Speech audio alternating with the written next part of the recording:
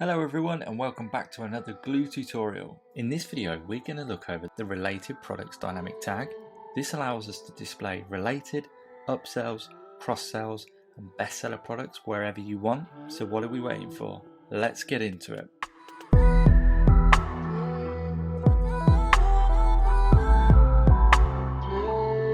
So I've gone ahead and created a very simple template for the single page product view. And what we're going to do is show you how we can use a listing grid with our Woo related products tag. So let's go ahead and take a look at this now. So what we can do is use the listing grid widget as before. If we place that into view, let's change this to 3 and then select 3. Then what we're going to do here is use the post query.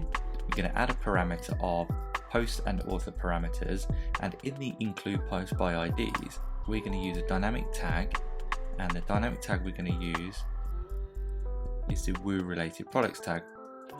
And what this allows us to do is select either product type from related products, upsell products, cross-sell products and bestseller products.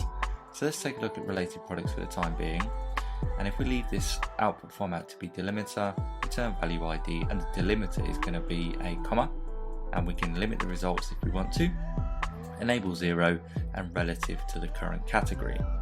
So let's go ahead and update this page. And of course we need to select the listing, so let's find our listing that we've been using and let's go ahead and update the page. So if we scroll down, you'll be able to see that we've got the related products here, and of course you can do that as mentioned with various other options. We can get related products, upsell products, cross-sell products and bestseller products, so you can basically cherry pick the type of products that you want to see and where. So that's it for another video guys. Thank you very much for watching and I'll see you in the next one. Bye bye for now.